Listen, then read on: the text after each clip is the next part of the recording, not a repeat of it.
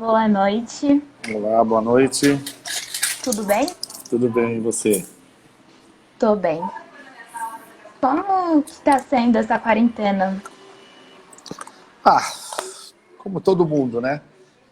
Ficando parte do tempo em casa, se cuidando, tomando as precauções necessárias para não sair e tentando levar a vida do jeito que dá, do mais leve possível, sem se estressar muito.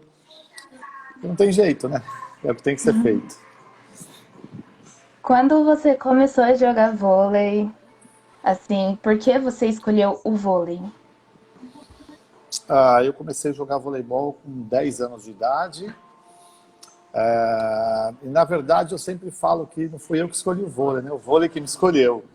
Foi uma paixão assim desde o princípio. Eu comecei muito cedo com escolinha de esportes, tudo, e quando me apresentaram o vôlei, eu me apaixonei pelo voleibol. Antes disso, você praticava outro esporte? Como toda criança, né? Quer dizer, eu morava do lado do clube praticamente, né? Então eu fazia escolinha de esportes e lá a gente aprendia tudo: atletismo, basquete, futebol, natação, tudo. Eu tive o privilégio de ter passado por um monte de esportes, assim, graças a Deus. Como era jogar de ponteiro? Na verdade, assim, eu no começo, você não tem muito, né? Assim, você é ponteiro, central, eu comecei em escolinha, né? Então você fazia de tudo um pouco. Já na categoria, praticamente foi do infanto para o juvenil que eu fui colocado como ponteiro, né? Me falava, você vai ser ponteiro. Então aí eu comecei a ir minha vida inteira, depois eu joguei como ponteiro. Eu sempre gostei muito, sempre foi uma posição que me adaptei muito bem. Eu sempre tive assim, graças a Deus, assim, tive fundamentos bem equilibrados, então eu me diverti muito jogando como ponteiro. E para você, qual que era o maior desafio, assim, sendo ponteiro? Bom, eu joguei assim em tempos bem distintos, né? Na minha época, o Universal era o oposto, era o jogador que fazia tudo, né? Eu joguei alguns anos como Universal também. E o ponteiro além de participar da recepção, geralmente era o jogador que mais recebia bolas, né? Assim, a maior parte da distribuição do jogo era pelas pontas, então eu gostava muito, porque eu sempre gostei muito de ser mais agressivo, um jogador mais agressivo, eu sempre gostei muito de participar muito do jogo. Então, para mim, era uma posição que me deixava muito confortável, porque participar da recepção, do ataque, ser efetivo, para mim sempre me divertiu muito. Então, isso para mim caiu como uma luva. Assim, qual ataque você achava que você mais gostava de fazer? Eu na verdade assim, eu sempre fui um apaixonado assim pelo esporte, pelo voleibol, né? Então, tudo me dava muito prazer. A única coisa que eu posso dizer assim que eu não gostava muito de fazer e eu era ruim também era bloquear. É uma coisa que eu sempre tive muito defeito assim no bloqueio, mas porque eu sempre fui muito preguiçoso para treinar bloqueio também. Eu gostei assim, não gostava muito de bloquear. Então era uma coisa que comecei depois de mais velho, a me dedicar mais, porque eu sabia que era um fundamento que eu precisava treinar mais. Então, quando você é moleque, assim, você não se preocupa tanto, né? Você faz mais o que você gosta. Aí, com o passar do tempo, você quer ser um jogador mais efetivo, um jogador que ajuda mais o seu time, e eu sabia que eu precisava melhorar o meu bloqueio se eu quisesse jogar. Então eu treinava muito mais do que eu treinava quando era em categorias menores. E quem era a sua inspiração? Eu tive alguns ídolos na minha carreira assim, né? Como jogador. Antônio Carlos Moreno era um jogador fantástico da década de 60, 70, 70 principalmente, era um jogador excepcional. Depois daquela geração de 80, eu sempre gostei muito do Renan, achei um jogador fantástico. E depois, já a geração 80, 90, já 90 mais, né? A Ana Moser foi uma jogadora que eu sempre admirei, não só como jogadora, como pessoa também. Então tem algumas referências, assim, alguns referentes que eu, no Brasil, assim, eram mais próximos, né? E depois do exterior você sempre tem Mireia Luiz, Kirali, que são referentes, né? Então alguns jogadores assim, emblemáticos, assim, que eu sempre admirei muito. E como surgiu o seu interesse para ser técnico?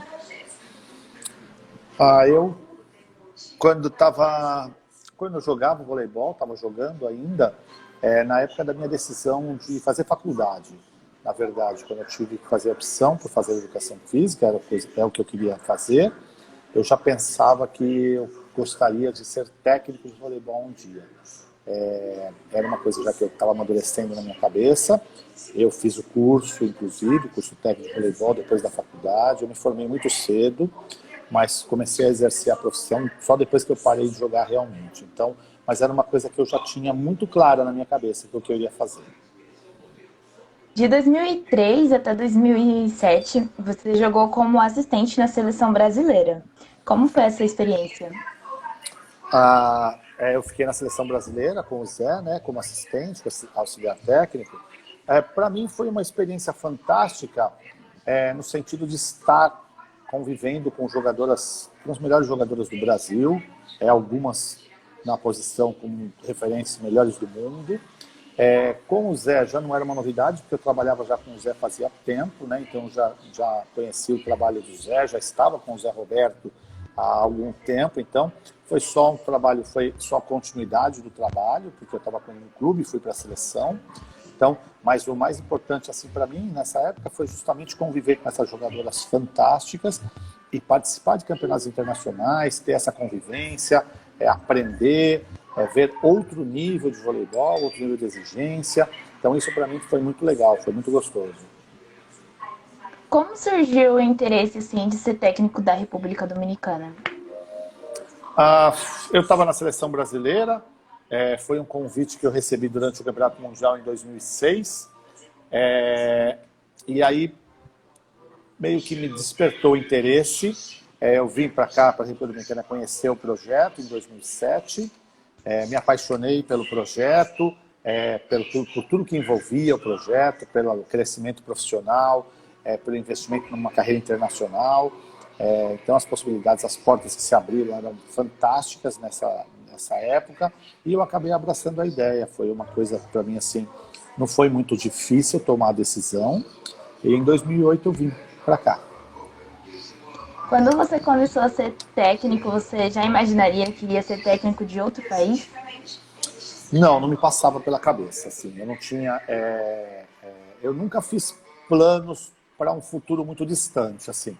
Eu gosto muito de ter os pés no chão, né? Eu gosto muito de trabalhar com um futuro muito próximo. Eu gosto do presente e gosto do futuro muito próximo. Então eu não faço planos mirabolantes para daqui 5, 6, 7 anos, 10 anos. O meu futuro é sempre o próximo ano. Então, assim, não me passava pela cabeça, em hipótese alguma, quando eu comecei, né? Mas a gente sempre quer o melhor para a gente, né? Então, com o passar do tempo, a ideia foi amadurecendo e quando pintou a oportunidade, foi fantástico. Qual jogo marcou a sua vida assim como técnico? Eu assim, pode parecer piegas, mas eu não tenho essa, como é que eu vou te falar assim, esse jogo foi fenomenal, foi o jogo da minha vida. Assim, eu acho que todo jogo, sempre o próximo jogo é o mais importante para mim. Não interessa com quem quer que seja, porque no próximo jogo você vai estar pondo o seu trabalho ali em risco, né? Em risco não, a prova, todo o trabalho que você fez, a sua preparação, com todo o empenho que você fez, vai estar sempre no próximo jogo, porque você sempre quer ganhar.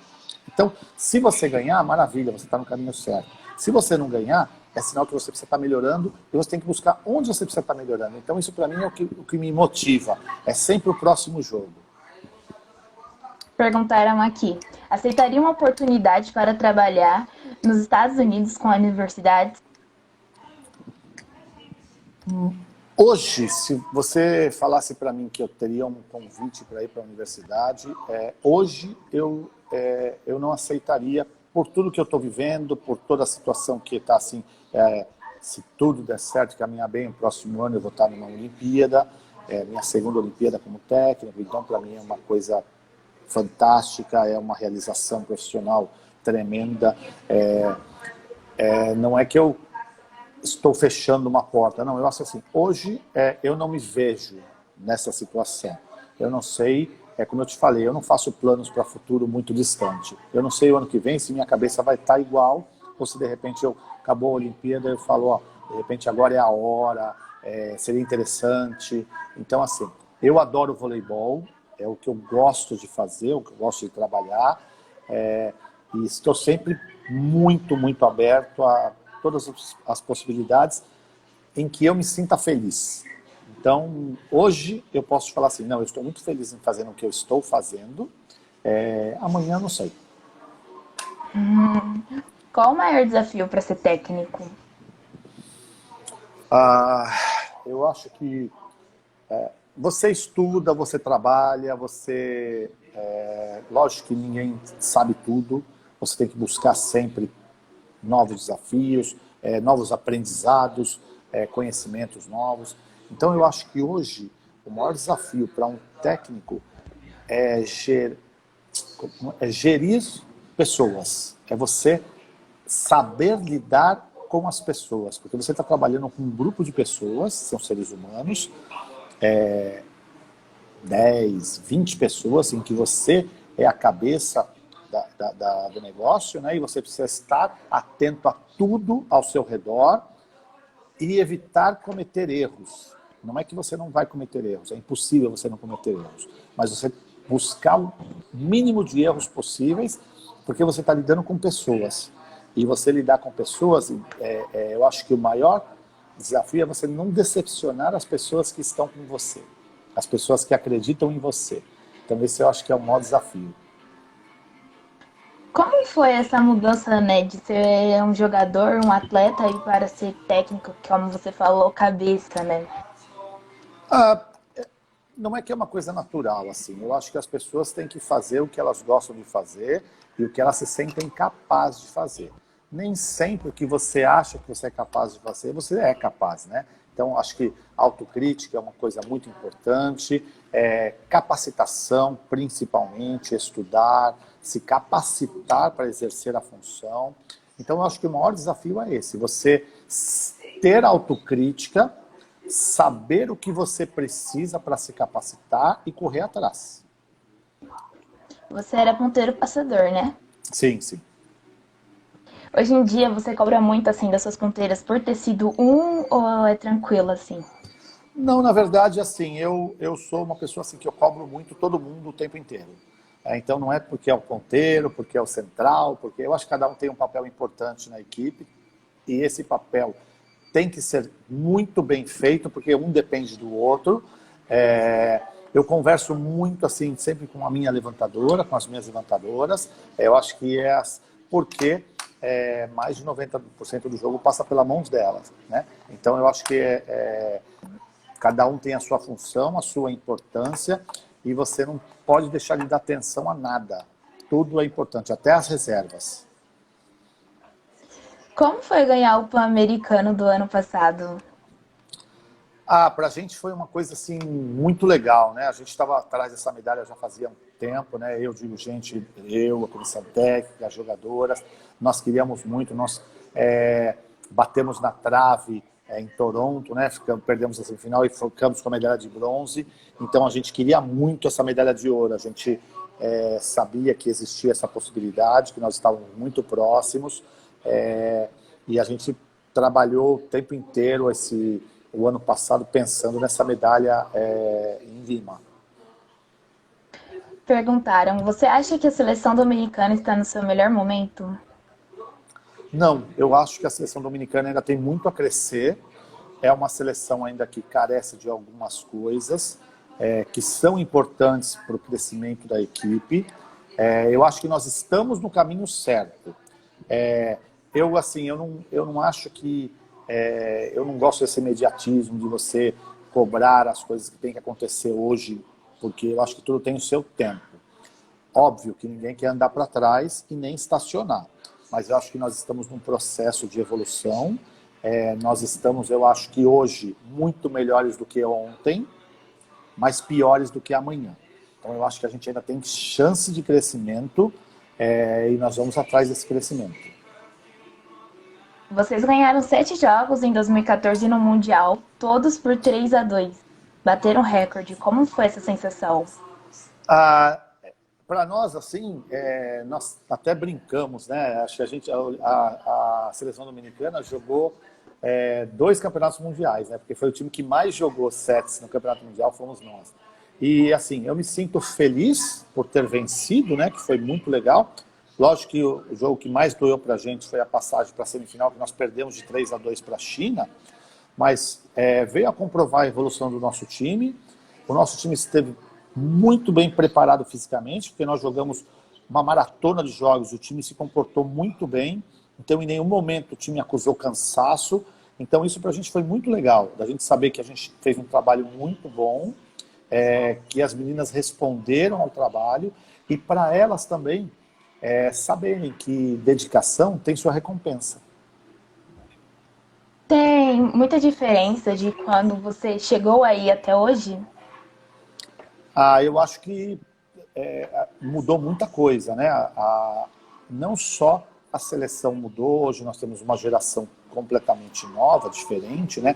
De quando eu cheguei até hoje, eu tenho no grupo remanescente só 4 jogadoras, dos 24 eu tenho só 4, então é uma coisa assim que a gente construiu uma geração nova praticamente, os resultados foram aparecendo aos poucos, hoje nós temos uma equipe muito mais sólida, uma equipe mais compacta, mais homogênea.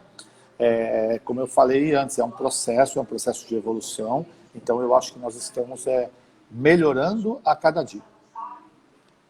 O vôlei na República Dominicana é diferente aqui no Brasil? É bastante diferente, porque primeiro que é um país que o esporte, no Brasil é o futebol, aqui é o beisebol, né? O esporte do país é o beisebol. Mas é um país extremamente pobre, é um país que não tem muito investimento. Nós não temos uma liga nacional, uma superliga, aqui é seleção permanente. O sistema de seleções é um sistema diferente do Brasil. Então pode-se dizer que sim, é bem diferente. Assim, para ser técnico, assim, você tem alguma pessoa que você fala, não, esse técnico eu vou admirá-lo mais, eu vou segui-lo para ver como que é, ou não? Ah, não, assim, de seguir, assim, não, assim, eu tenho assim, alguns referentes, algumas pessoas que são fantásticas na minha profissão, né? Você tem um Bernardo, um Zé Roberto, que são multicampeões. Eu gosto muito da Lampinha, acho uma técnica fantástica, excelente. Gosto muito do técnico, já não é mais a seleção americana, o Hugh McCutcheon, que é um cara sensacional. Então tem alguns técnicos assim que eu admiro como profissionais, pela conduta deles e pelo trabalho deles.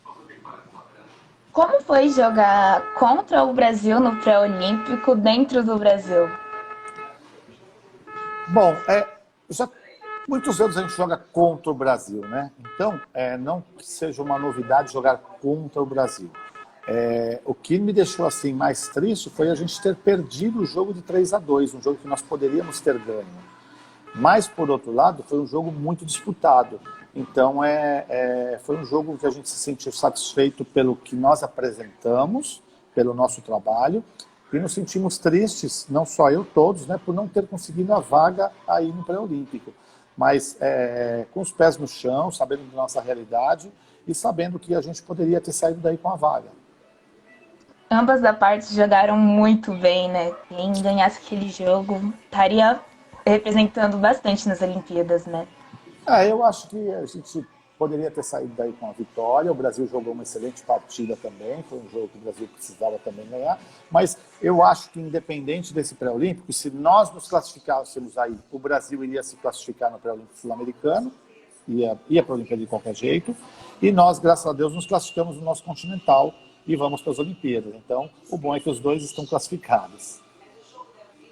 Qual a sua opinião sobre o próximo ciclo olímpico? Eu acho, primeiro nós vamos ter que analisar o que vai acontecer em Tóquio, né? porque eu acho que muita coisa a gente vai acabar vendo somente o ano que vem, porque é uma realidade que ninguém nunca passou, todo mundo está com uma incógnita na cabeça, né? Ninguém sabe o que vai acontecer depois dessa pandemia, porque nós ainda estamos na pandemia, né? Ela não acabou, então nós estamos numa situação, na verdade, é uma interrogação na cabeça de todo mundo, ninguém sabe realmente o que vai acontecer. Você acha que, por enquanto, já pode falar quem são as favoritas em Tóquio ou não? Não tem um país. Não, eu acho assim, antes da pandemia você tinha 4, 5 seleções que você poderia falar que tranquilamente poderiam ganhar o ouro. Ou estariam entre as 3, com certeza.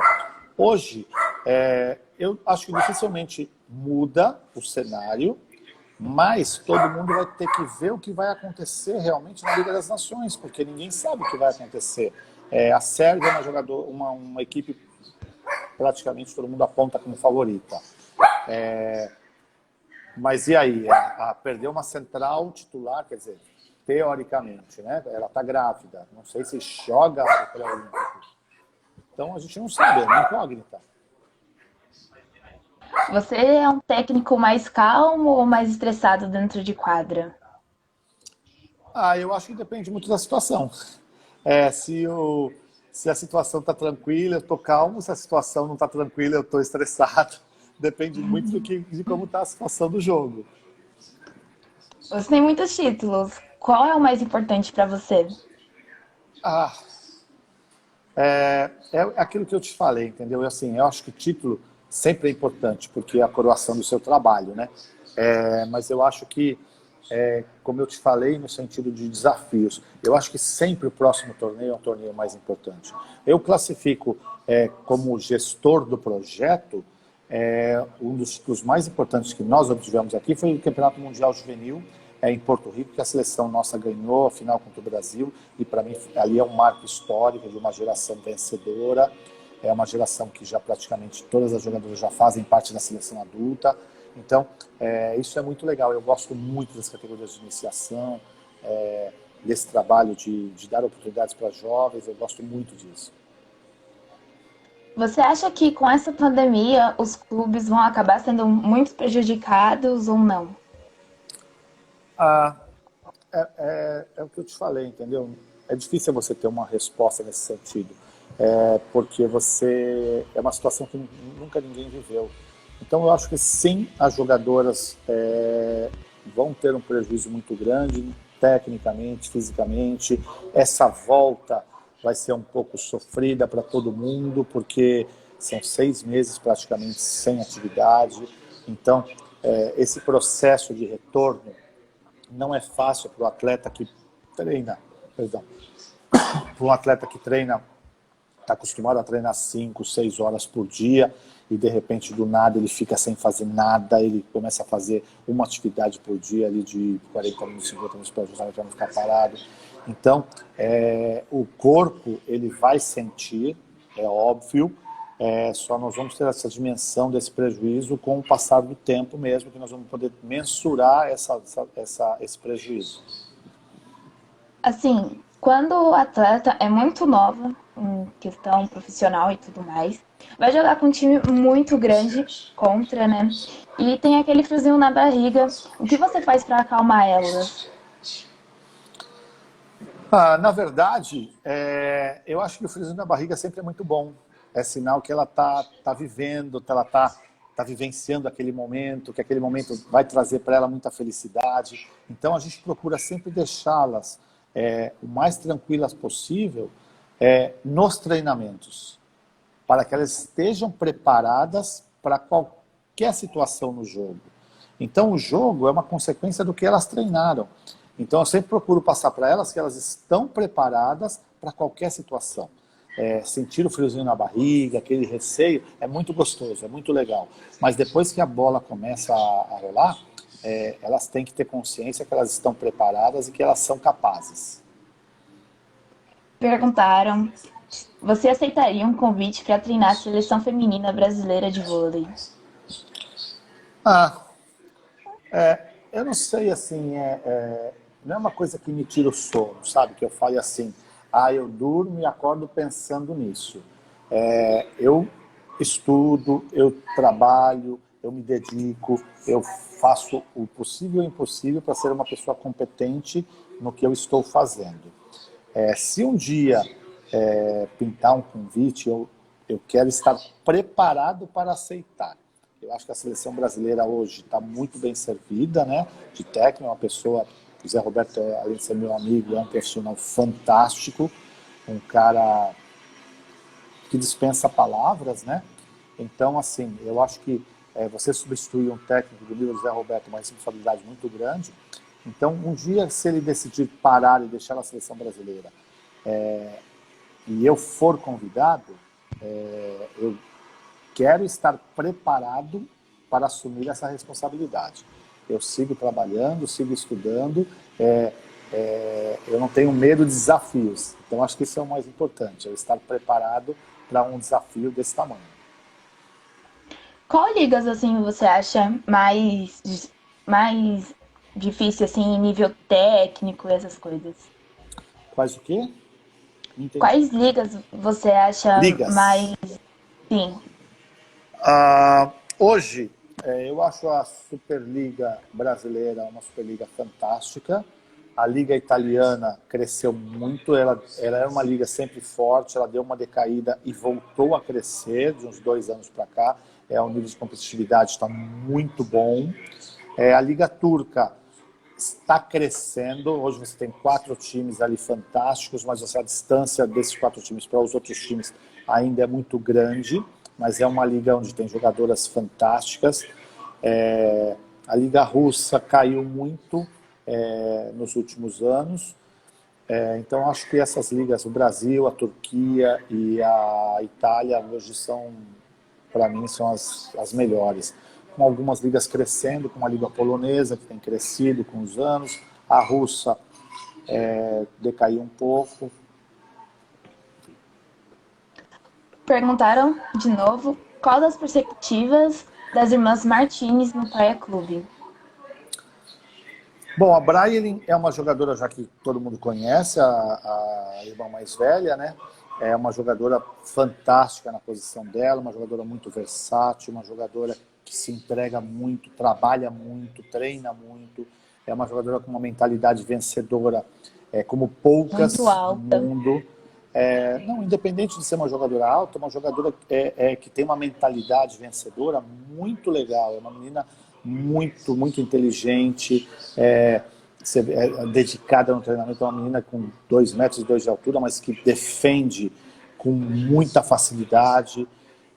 A Gineire é uma central, mais nova que a irmã dela, mas uma central que vem crescendo muito, fisicamente muito avantajada. Assim, ela não é tão alta quanto a Brian, mas tem um potencial de salto fantástico, muito rápida, com um potencial de crescimento enorme. Então eu acho que assim, elas vão estar jogando numa Superliga de uma exigência grande, mas eu tenho certeza que elas estão preparadas para esse desafio. Assim, o que você está achando, né, dessa volta aos poucos dos jogos aqui no Brasil? Primeiro assim, é uma felicidade saber que as coisas estão voltando, eu fico muito feliz. Preocupado, porque nós ainda não temos a cura para a infecção, né, para o vírus. O vírus está circulando, a pandemia ainda existe. Então, ao mesmo tempo que a gente se sente feliz por estar voltando aos jogos, que são as coisas que a gente adora, que são, né, que é a nossa emoção, é a paixão que nos move, a gente fica muito preocupado, porque, na verdade, não acabou nada. Pelo contrário, nós estamos no meio de uma pandemia, né? Então existe essa preocupação constante. O Amo Vôlei perguntou qual a expectativa da República Dominicana para os Jogos Olímpicos. Eu acho assim, nós somos um time do segundo escalão, né? Como dizem, né? Mas um time que pode incomodar e pode ganhar de qualquer time hoje no mundo. É um time hoje que ainda não tem consistência para ser considerado favorito em nenhum torneio onde as grandes equipes estejam, mas é um time que pode ganhar de qualquer time. Então, nós vamos jogar as Olimpíadas jogando cada partida como se fosse a última nossa. A nossa dedicação é total. A gente sabe que todo jogo para a gente é importante. Nós sabemos que existem as equipes favoritas, como nós também sabemos que equipes que estão atrás da gente, que podem nos ganhar também. Então, nenhum vacilo é permitido nos Jogos Olímpicos. Você não pode se dar ao luxo de jogar com um time achando que você já ganhou, e o contrário também é verdadeiro. Você já entrar para jogar sabendo que desse time eu não vou ganhar. Então, hoje nós encaramos qualquer jogo como nós podemos ganhar, mas também podemos perder. Assim, ele fez mais uma pergunta aqui. Ele perguntou o que falta para a República Dominicana ter consistência, a deficiência no passe. A deficiência no passe não é privilégio nosso. Se você for prestar bem atenção, a Sérvia sofre com o passe, a Itália sofre com o passe, até o Japão sofre com o passe, a China sofre com o passe, o mundo sofre com o passe. Então não é um time, não é que fale, a República Dominicana é um time que sofre com o passe. Qual é o time que não sofre com o passe hoje no mundo? Então, para você escalar as melhores jogadoras no seu time, você vai ter que ter algum ponto deficiente. Então, eu posso sofrer no passe um pouco, mas eu tenho, de repente, no time que eu arme, eu tenho jogadoras que podem resolver o problema da bola alta. Se eu não tiver o passe na mão me dando o privilégio de jogar com a central, eu tenho jogadoras que podem resolver com uma bola alta, que são poucos times do mundo que possuem esse tipo de jogadora. Então, ao mesmo tempo que eu tenho deficiências em alguns setores, eu tenho uma eficiência maior em outros setores. O que nos falta, realmente, é regularidade no nível de jogo nos momentos decisivos. E isso você só adquire com bastante tempo. Então, hoje eu tenho no meu time 3 jogadoras com menos de 25 anos de idade. Então, isso pesa em momentos decisivos. São jogadoras que são importantes para momentos decisivos e isso pesa. Então, quando essas jogadoras atingirem um momento de maturidade, nós vamos ter outro nível de jogo. Então, você vê uma República Dominicana, o ano passado, na Liga das Nações, ganhando de equipes muito fortes. Ganhamos da equipe dos Estados Unidos o ano passado 2 vezes, uma com a equipe mista, que foi na VNL, e ganhamos na Liga das no Campeonato Continental com a equipe completa. Então, nós tivemos um nível de jogo muito bom o ano passado, bem mais consistente, e o nosso caminho é esse, é ganhar essa consistência. Ganhamos do Brasil ano passado na Liga das Nações, no Brasil. Mas nós sabemos que hoje ainda, de 10 jogos que nós jogamos com o Brasil, nós vamos ganhar 1 ou 2. A gente só vai conseguir ser consistente quando nós ganharmos 5 de 10. E aí nós podemos dizer que nós estamos melhorando o nosso nível e estamos atingindo um momento de equilíbrio. Você, como na VNL, você falou na VNL, você acha que pro Grand Prix e para ter mudado para VNL mudou muita coisa? Sim, mudou muita coisa. No Grand Prix, você não tinha o que você tem na VNL hoje, que é a equidade. Na VNL, você joga contra todos os times. Uma vez contra todos os times. Aumentou uma semana a VNL, que já é um desgaste muito maior. O Grand Prix, às vezes você jogava 2, 3 vezes com o mesmo time. Você passava o Grand Prix, tinha Grand Prix que você não jogava. Por exemplo, teve Grand Prix que eu passei o Grand Prix inteiro sem jogar com a China. E eu jogava 3 vezes com os Estados Unidos.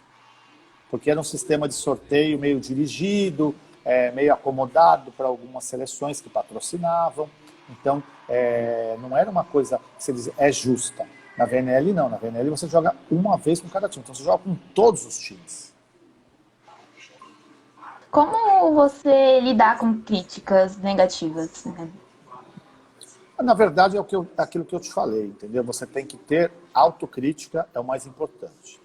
Quando você tem autocrítica, você sabe quando aquela crítica que estão te fazendo é construtiva, e você pode absorver o positivo daquela crítica, e você sabe quando aquela crítica é simplesmente por falar, para encher as paciências realmente, ou fala sem propriedade, ou fofoquinha, enfim. Aí você entra por um lado e sai por outro. Então, acho que o mais importante é você ter autocrítica e saber o que aproveitar. Faz top 5 de ponteiros pra gente. Oi?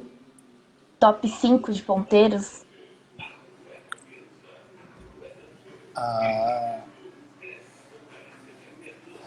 Eu gosto da Kim, da coreana. Gosto da Gabi. Gosto muito da Larson, Jordan Larson, a americana.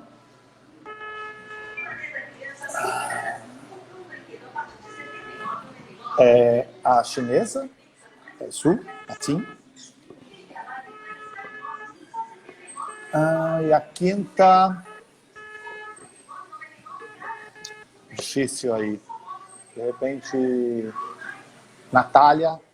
Natália é uma jogadora também fantástica, mas a Mihailovic é uma jogadora também de um nível muito bom, muito bom. De la Cruz. Então é difícil você falar 5, né? Você falar essas são as 5. Então hoje você tem algumas jogadoras, às vezes não passa tão bem, mas ataca muito bem. Não ataca tanto, mas passa bem. Então tem situações aí que você pode jogar nessa situação aí. Assim, o que você mais gosta de fazer fora de quadra? É fácil, eu gosto de jogar voleibol. Eu, quando não estou trabalhando, eu estou jogando voleibol. Eu gosto muito de jogar Master, eu jogo com os meus amigos. Então, você vai me ver sempre numa quadra de voleibol, brincando, assistindo. Eu gosto muito. O voleibol é realmente a minha paixão. Mas se a gente... fora o voleibol, eu sou apaixonado por televisão. Eu gosto muito de televisão, eu sou uma pessoa bem caseira. E eu gosto de cinema. Gosto muito de cinema. Como é descobrir vários talentos de grande qualidade? Eu sou assim, eu sou uma pessoa assim que eu gosto muito da categoria de base. Eu procuro ir em todos os campeonatos que é possível ir, continental, mundiais, infantos, juvenis. Eu gosto de estar vendo treino de categoria menor, porque eu acho que você está sempre aprendendo alguma coisa e sempre descobrindo alguma coisa. Então, com o passar do tempo, né, com o passar dos anos, hoje a gente já tem uma experiência em alguns, de você visualizar algumas jogadoras, principalmente, falar, essa menina tem jeito para coisa, essa menina pode dar um caldo aí. Lógico que você não vai acertar sempre, você erra, mas hoje o seu percentual de erros já é bem menor. Então isso para mim é uma coisa que me motiva muito. Eu gosto de estar vendo as escolinhas, ver as jogadoras com projeção, projeção internacional, conversar muito com meus técnicos do infanto, do juvenil, vamos investir nessa jogadora, que essa aqui é interessante, uma jogadora que a gente pode lá na frente ter bons frutos com ela. Então isso para mim é muito prazeroso. Eita. Pode repetir para mim o finalzinho que deu uma meia travada aqui, por favor? Eu acho assim, você trabalhar com jovens e oportunizar esse trabalho, esse crescimento para jovens é muito prazeroso. Eu gosto muito disso. Você acha que os treinos de base do infanto é bem diferente dos adultos ou dá para comparar? Não, eu acho que tem que ser diferente. Porque elas não têm idade para ter o mesmo nível de treinamento do adulto. Eu digo fisicamente, tecnicamente, elas estão aprendendo. Então, você dar treino para uma geração infanto igual a um treino do adulto é até um crime, porque você está podando o crescimento delas. Então, eu acho que você tem que estar muito bem preparado para trabalhar com categorias de base para suprir todas as necessidades dessa categoria. Então você tem que se preparar, estudar, se capacitar para ser um educador nessas categorias. Você não é um técnico nessas categorias, você é um educador. Você está ensinando. Nessas categorias você está definindo o futuro das suas jogadoras. Então, tudo tem um processo bem direitinho até chegar no final. Lógico, quanto mais esse processo for bem feito na iniciação, mais frutos você vai colher no futuro. Conte uma história engraçada pra gente. Tem assim, que te fale assim, uma história engraçada. Aqui, na verdade, assim, tem um lado pitoresco. Assim, na República Dominicana, quando eu cheguei aqui, eu estava acostumado no Brasil, né, na seleção brasileira, nos clubes do Brasil, a gente geralmente entra no vestiário, a gente tem um tempo, né, de preparação para o jogo. Geralmente as meninas no Brasil, elas estão acostumadas a chegar praticamente prontas para o jogo, elas chegam no vestiário só para pôr o tênis, a joelheira, a meia, arrumar uma coisa ou outra, a gente faz o nosso ritual e vamos para a quadra. Na Dominicana, no começo, para mim passou a ser assim, muito estranho, porque eu começava a chegar, marcava sempre 1 hora antes, que era o suficiente, né? E tinha que sair correndo, porque nunca dava tempo. Porque eu tenho que chegar 2 horas antes, porque elas gostam de fazer cabelo, unha, maquiagem, tudo no vestiário. A preparação delas é um ritual que demora o dobro do tempo de qualquer time. Então, o que eu estava acostumado a chegar 1 hora, 45 minutos antes, eu passei a ter que chegar 2 horas antes dos jogos para entrar no vestiário, para poder dar o tempo para elas se prepararem para os jogos. Foi difícil a acostumação, assim, acostumar viver aí ou foi mais tranquilo? Não, na verdade, a adaptação foi muito tranquila, porque é um país muito próximo do Brasil. A única dificuldade assim, que a gente tem até hoje, não acaba não se acostumando, é o calor, que é um calor muito, muito, muito forte. É uma coisa excessiva. Mas é no Caribe, né? Então, a gente já sabia que o calor ia ser assim mesmo. Quando vocês vão, assim, para os campeonatos, como vocês lidam com os fuso horários? Hoje nós já estamos bem acostumados, né? Então a gente sempre, quando vai para torneios assim, a gente vai com um tempo de antecedência para poder ir se adaptando. Então a gente chega com uns dias de antecedência para entrar no fuso. A gente sofre muito mais na Europa, que é metade do fuso, do que no Japão, por exemplo, que é um fuso completo.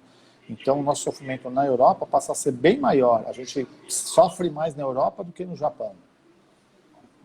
O que você acha que você mais cobra, assim, das suas jogadoras? Ah, eu acho que em cima dos erros, né? Em cima de você ser uma jogadora que cometa menos erros. Eu acho que essa é a cobrança maior, da gente minimizar os erros. Eu cobro Qual muito conselho? dedicação nos treinos. Tem que ter bastante, né? Pra quem quer trabalhar com isso e tudo mais. Exatamente. Qual conselho você dá para as pessoas que estão começando agora no voleibol? Eu acho que o que eu falaria até para minha filha, por exemplo, faça isso porque você gosta disso. Mas não só gosta, porque você é apaixonada por isso. Porque gostar, todo mundo gosta. Então, quando você gosta, você vai fazer, legal, tá, mas vai fazer até aquilo ali. Você tem que ser apaixonado por aquilo. Você tem que achar que aquilo para você é essencial. Então, quando isso está em você, que você está apaixonado, segue em frente. Sempre seguir em frente, né? Deixar os erros de lado às vezes também é bom, né? Lógico. Vamos ver se o povo tem mais uma pergunta, né? Você está sendo técnico mais ou menos há quantos anos? Ah, como técnico, 34 anos. Nossa, bastante tempo. E no voleibol, Bastante. assim, em si? De voleibol eu tenho 42 anos. De voleibol.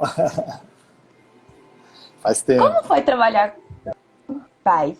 Como foi trabalhar com o Zé Roberto? Foi fantástico. Foi uma escola fantástica, um cara sensacional, assim, um cara que me ajudou muito na minha formação como técnico, me ensinou muito. Até hoje é uma pessoa que eu gosto muito, é um amigo que eu tenho muito respeito, muito carinho. Conheço a família dele inteira, então são pessoas do bem total. Então é um cara, para mim, uma referência. Assim, você tem um momento assim que você fala, esse momento foi difícil na minha carreira. Ah, tenho, não só um, tenho vários, em muitos momentos. É o tempo que a gente ficou no Brasil aí sem receber por 6 meses na UNG, quando eu fiquei desempregado, enfim, muitos momentos. Minha carreira, assim, eu podia te falar vários momentos. Como tem momentos felizes também, como todo mundo, né? Eu acho que nem tudo é perfeito para ninguém, e esses momentos servem para te fortalecer, para te ensinar, para te fazer crescer. É importante também. Qual o seu maior sonho no voleibol e na vida pessoal? Eu sou uma pessoa assim que eu tenho muitos sonhos. Eu gosto de sonhar muito, mas os meus sonhos são sonhos possíveis. Eu não gosto de sonhar coisas impossíveis, porque eu acho que quando você sonha coisas impossíveis, você se frustra muito, né? Então eu gosto de sonhos possíveis. Então o meu sonho era ir para uma Olimpíada. Eu estou indo para a minha segunda Olimpíada. O meu sonho é ser um profissional reconhecido no meu país e fora do meu país. Eu acho que eu estou caminhando para isso, eu estou nesse caminho. O meu sonho é ter o respeito das pessoas pelo meu trabalho, que hoje já é uma coisa que eu estou realizado nesse sentido. Eu sonho em dar um futuro melhor para os meus irmãos, para minhas sobrinhas. Então, são coisas palpáveis, coisas que todo mundo... Eu não tenho, eu quero ter um avião, eu quero, enfim, não tenho esses sonhos assim, não. A Gisele perguntou se em algum momento você já pensou em desistir. Por incrível que pareça, nem na dificuldade, eu nunca pensei em desistir. Nem no momento mais difícil que eu passei, eu nunca pensei em desistir. Isso, graças a Deus, nunca passou pela minha cabeça. Assim, quando as pessoas pensam e acabam falando com você, qual dica você dá pra elas? Ah, o que eu falaria para minha filha, por exemplo, eu falo, corre atrás dos seus sonhos, corre atrás do que você quer, não desista, não é por causa de um não que você vai desistir do que você quer, porque o não você já tem. Então, corre atrás, vai, busca alternativas, as oportunidades existem, elas estão aí. Basta você escolher a alternativa certa e seguir em frente. Você é formado só em educação física? Eu sou formado em educação física só fiz a faculdade de educação física e fiz o curso de especialização.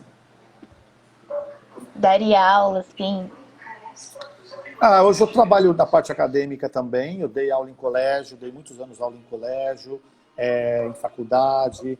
Hoje eu participo dos cursos de formação da FVB como professor, então é uma coisa que eu gosto também, é uma coisa que me atrai bastante e que me desafia também, é uma coisa legal. Como foi essa experiência de dar aula em faculdade? Foi muito legal, foi muito gostoso, assim,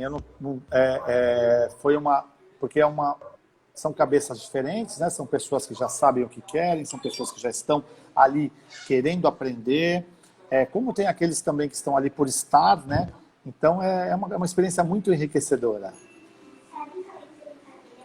Assim, falando, você falou que o Brasil é um país do futebol, você tem algum time que você torce pro futebol ou não? Eu sou palmeirense. Como técnico, né? Como você trabalha o psicológico? Na verdade, na faculdade de educação física você tem a matéria psicologia, que não te aprofunda muito, mas te dá uma base de algumas coisas. E eu acho que a sua vivência, tudo faz parte daquilo que a gente conversou no começo, que é de gerir pessoas, gerir grupos. Isso é muito importante. Então você aprender, ler, buscar informações. Hoje nós temos um psicólogo no nosso projeto, que eu converso muito com ele. Então é uma parte que é importante para você lidar com isso, porque você está lidando com pessoas. Trabalhar com pessoas é muito difícil já, né? Sempre, sempre é muito difícil. Quando você tá no jogo assim, e o juiz acaba errando, né? Tipo, a bola foi dentro, o juiz deu fora, e o ponto é pro time adversário. Como você lidar com essa situação? Ah, de- Depende muito do ponto, Se é 0-0, a reação é uma, se é 10-10 é outra, se é 20-20 é outra. Depende muito da situação do jogo e no erro do juiz. Eu, particularmente, não sou muito tolerante aos erros. Eu sou uma pessoa que sai um pouquinho do sério assim com erro claro, mas também sou uma pessoa que entende, tem erros e erros. Aquele erro gritante me tira do sério. O erro que é uma coisa que foi por milímetros, por centímetros, qualquer um pode errar. Então, são coisas, depende muito do erro e do momento do erro. Quando a pessoa erra bem ali no tie-break, um ponto decisivo, sobe o nervoso. É muito complicado. Graças a Deus que hoje a gente tem um desafio, né, o challenge, que consegue minimizar um pouco algumas situações, mas ainda assim existem erros que são grosseiros e que você acaba perdendo o controle mesmo. Eu, por exemplo, eu fico muito irritado, muito irritado. Bom, foi essa a live. Muito obrigado, Marcos, por ter Valeu, aceitado o convite. Foi incrível a live com você hoje. valeu, obrigado aí pelo bate-papo. Conversar com o de voleibol é sempre muito prazeroso. Conversar com você foi maravilhoso. O pessoal na live, nos comentários, falou que você é um grande técnico, Muito obrigado. inspirações e tudo mais. Muito obrigada, a gente que agradece por você ter aceitado o convite. Obrigado para todo mundo aí que esteve com a gente aí nessa horinha de bate-papo aí. Um grande abraço para todo mundo e desejar sucesso aí para todo mundo. Obrigada. Grande Tchau. abraço. Tchau.